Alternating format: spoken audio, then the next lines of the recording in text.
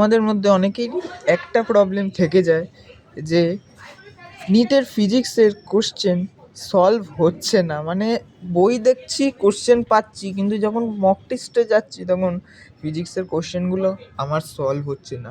এই প্রবলেমটা যদি হয়ে থাকে তাহলে আজকের এই ছোটো ভিডিওতে তোমাদের সলিউশন বলবো, কী করে এই প্রবলেম থেকে দূরে এই প্রবলেমকে তোমরা হারাতে পারবে। চলো আজকের এই ভিডিওতে বলছি 3টে টিপসের মাধ্যমে। লাস্টের টিপসটা সব থেকে বেশি গুরুত্বপূর্ণ। ফার্স্ট টিপ এটাই যে ভালো করে তোমাদের পড়াশুনো করতে হবে ফিজিক্সটাকে। বায়োলজি, ফিজিক্স, কেমিস্ট্রি ভালো করে পড়াশুনো করতে হবে। আর এটাই ফার্স্ট স্টেপ। আর সেকেন্ড স্টেপের যদি আমি কথা বলি, সেকেন্ড স্টেপ হচ্ছে প্রত্যেকটা কোশ্চেন অ্যান্সার না দেখে নিজে সলভ করার চেষ্টা করতে হবে। তারপর তোমাদের অ্যান্সার দেখতে হবে যে নিজের সাথে অ্যান্সারটা কতটা মিলল বা মিলল না, ভুল হলে সেটা শিখতে হবে এবং আবার কোশ্চেন্সটা সলভ করতে হবে।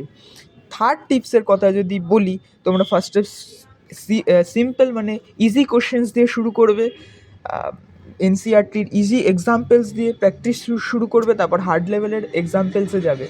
আর একটা বোনাস ট্রিকও বলে দিই, নট দ্য লিস্ট, সেটা হচ্ছে প্রত্যেকটা চ্যাপ্টারের শেষে অবশ্যই কিন্তু নিটের পিওয়াইকিউটা করতে হবে, নাহলে কিন্তু চাপের ব্যাপার আছে। Thank you for watching. চ্যানেলটাকে সাবস্ক্রাইব করে দাও এরকম ছোটোখাটো টিপস ছোটোখাটো সময় পাওয়ার জন্য।